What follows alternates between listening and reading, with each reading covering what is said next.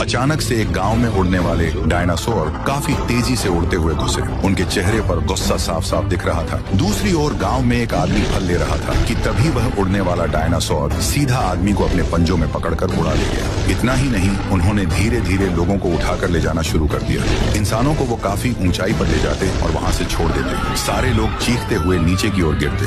एक इंसान जमीन पर आ गिरा तो दूसरा छत पर गिरा। उनकी जगह पर मौत हो गई। दूसरी तरफ दूसरे गांव में राइस्टार बड़ा पाव बेच रहा था। तभी एक शख्स हांफते हांफते भागते हुए राइस्टार के पास आया और रोते हुए बोला, राइस्टार, राइस्टार, हमर गांव के बचालस। हमर गांव पर अजीब अजीब दिखाई देवे वाली चिड़ियन के हमला भिलबा। ऊ चिड़ियन लोग मणि के पकड़ के बहुत ऊंच ले जाके छोड़ देत बा। अब तस बस तू ही हमर मदद कर सक्स्तारू। ये सुनकर राइस्टार के पैरों तले जमीन खिसक गई।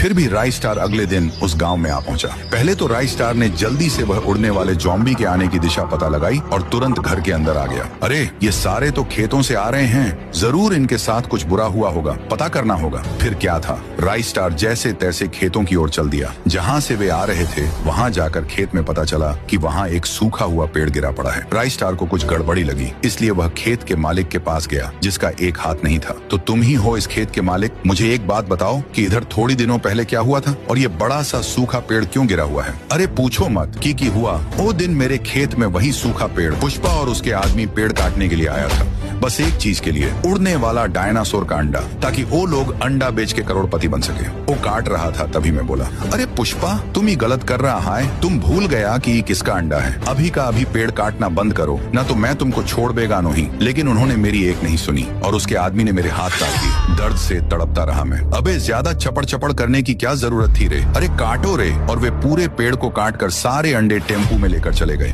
पता नहीं सारे उड़ने वाले डायनासोर कहाँ चले गए। राइस्टार को मालिक की बात सुनकर सब समझ में आ गया। वह अपने खास दोस्त रॉकी को सीटी मारकर बुलाता है। सीटी की आवाज सुनकर रॉकी आया, जो कि एक जादुई चील थी।